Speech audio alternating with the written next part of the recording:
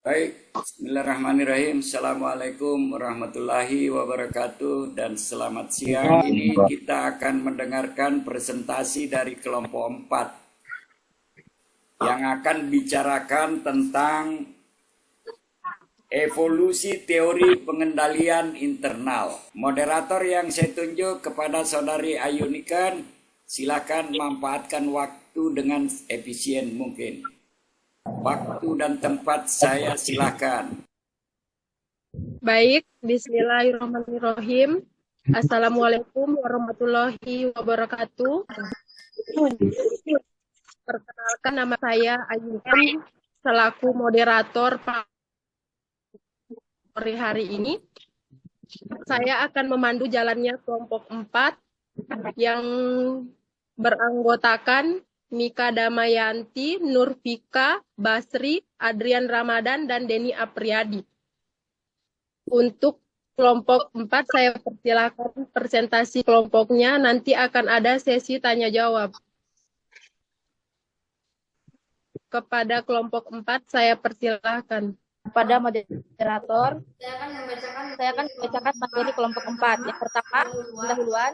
Bab ini membahas perkembangan teori pengendalian internal dari masa ke masa.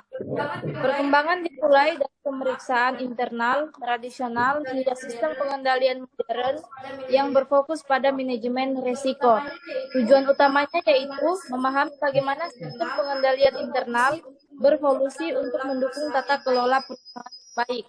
Pemeriksaan internal sebelum 1940-an. Yang pertama itu fokus utama pada deteksi kecurangan dan kesalahan. Yang kedua, pemeriksaan dilakukan secara manual oleh auditor internal. Yang ketiga, belum ada sistem dan prosedur baku. Tujuan utamanya yaitu memastikan kejujuran dan akuransi catatan keuangan. Slide keempat, lanjut. Introduction Sistem Pengendalian Internal 1940 sampai 1970 membahas tentang fokus pergeseran dari sekedar pemeriksaan menjadi pencegahan kesalahan. Yang kedua, konsep sistem pengendalian internal mulai diperkenalkan. Yang ketiga, prinsip Hacks and Blanks diterapkan untuk menghindari penyalahgunaan. Dan yang terakhir itu adalah laporan internal dan pembagian tanggung jawab mulai dikembangkan. 5. Pada struktur pengendalian internal dari tahun 1800 sampai tahun 1990. Yang pertama ada pembentukan struktur formal pengendalian internal. Yang kedua ada muncul konsep pengawasan atau pelaporan dan tanggung jawab manajemen. Yang ketiga, audit internal menjadi bagian penting dalam tata kelola perusahaan. Dan yang terakhir ada penekanan dan efisiensi. Ada penekanan efisiensi dan efektivitas sistem kontrol. Kerangka pengendalian internal terintegrasi dari 1990 awal 2000. Tahun 1992, COSO memperkenalkan kerangka kerja integrasi. 5 komponen utama yaitu lingkungan pengendalian, penilaian risiko, aktivitas pengendalian, informasi dan komunikasi, dan yang terakhir pemantauan. Rangka manajemen risiko setelah abad ke-21.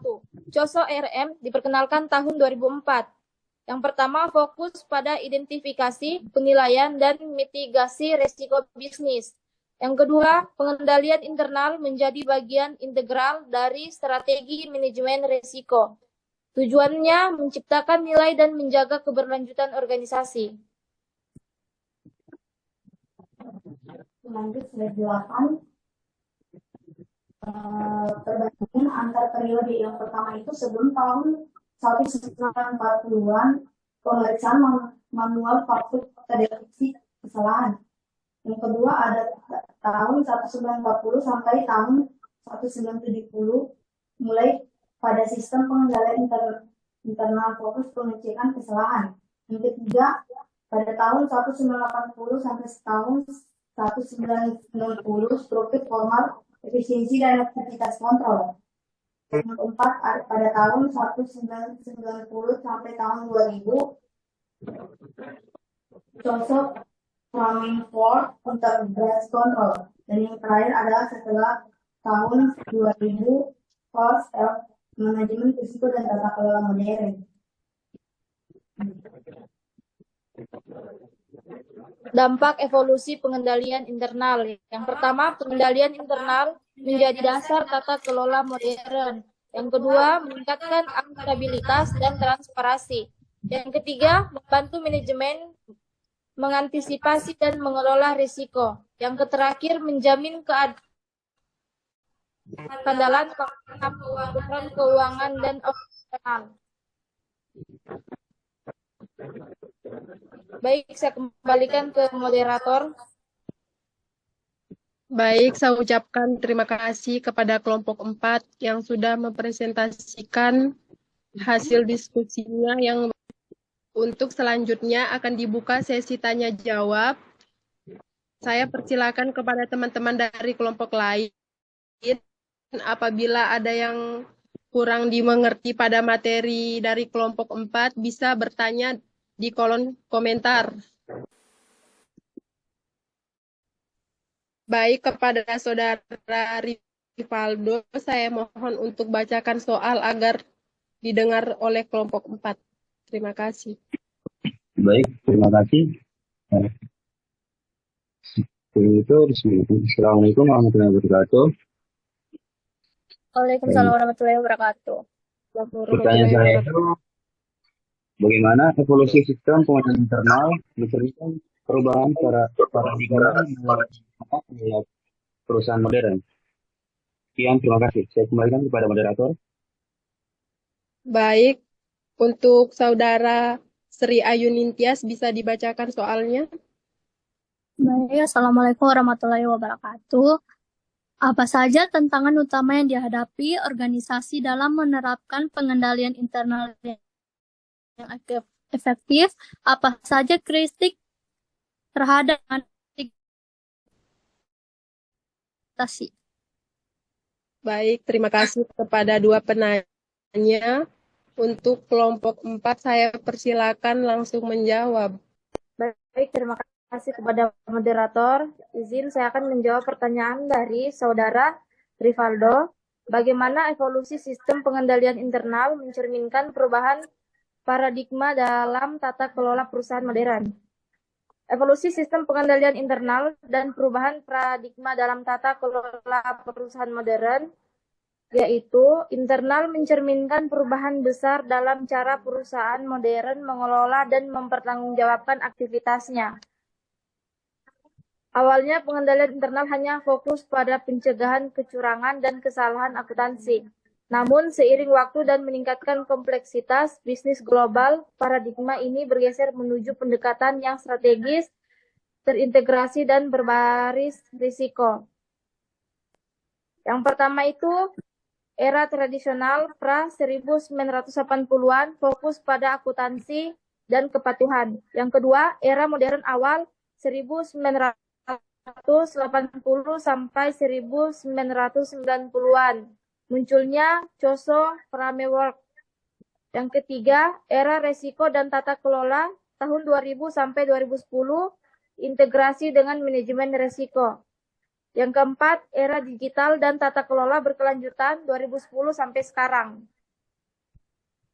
Evolusi sistem pengendalian internal menunjukkan perubahan paradigma dari sekadar fungsi pengawasan administratif menjadi alat strategis tata kelola perusahaan modern.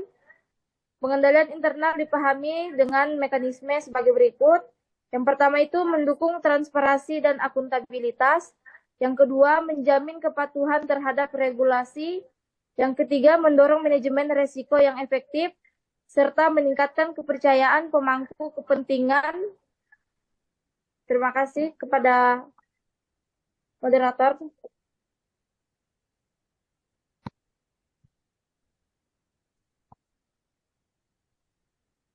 Bagaimana untuk penanya? Apakah ada yang mau ditambahkan atau ada yang kurang jelas?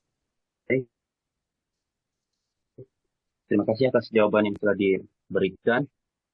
Eh, Pertanyaannya sudah bagus. Ya, saya sudah puas mendengar jawaban dari Saudari Nika Damayanti. Saya kembalikan kepada moderator. Untuk jawaban dari Sri Ayu Ningtyas bisa segera dijawab. Pertanyaan dari Saudari Ayu Ningtyas. Soalnya itu apa saja tantangan utama yang dihadapi organisasi dalam menerapkan pengendalian internal yang efektif? Apa saja kritik terhadap kerangka COS dan bagaimana kritik ini dapat diatasi? Oke. Yang pertama itu ada tantangan utama yang dihadapi organisasi dalam menerapkan pengendalian internal yang efektif, yaitu penerapan pengendalian internal yang efektif merupakan hal penting untuk memastikan kendala laporan keuangan, kepatuhan terhadap peraturan, serta efisiensi operasi organisasi. Namun dalam praktiknya terdapat berbagai tantangan lain. Yang pertama itu ada kurangnya pemahaman dan komitmen manajemen. Isinya dalam itu ada banyak pimpinan atau manajer belum sepenuhnya memahami pentingnya sistem pengendalian internal. Dan yang kedua itu pengendalian internal sering dianggap sebagai beban administratif dan bukan sebagai alat strategis. Yang ketiga itu kurangnya tone of membuat budaya kepatuhan dan integrasi sulit untuk tumbuh. Saya kembalikan kepada moderator. Baik, sih. Untuk penanya Sri Ayu Ningtyas, apakah ada tambahan atau jawabannya sudah dimengerti? Baik, terima kasih kepada Saudari Nurfikawati. Terima kasih untuk Sri Ayu Ningtyas. Dan terima kasih juga untuk moderator. Untuk silakan kepada dosen pengampu mata kuliah untuk materi selanjutnya. Terima kasih. Baik, terima kasih. Kita beri apresiasi kepada Saudara Ayu Nika perannya sebagai moderator mewakili saya dalam menyelesaikan perkuliahan hari ini. Terima kasih ya Ayu Niken. Saya kira kita harus juga beri aplaus untuk Ayu Niken. Begitu juga kepada kelompok 4, juga PowerPoint-nya sudah bagus ya. Kemudian dari penanya ada 2 tadi ya, luar biasa. Saya kira kita juga beri aplaus. Kemudian kepada penjawab juga itu nilai individunya luar biasa. Insya Allah akan menjadi nilai yang baik bagi Anda semua. Sekian perkuliahan hari ini. Assalamualaikum warahmatullahi wabarakatuh.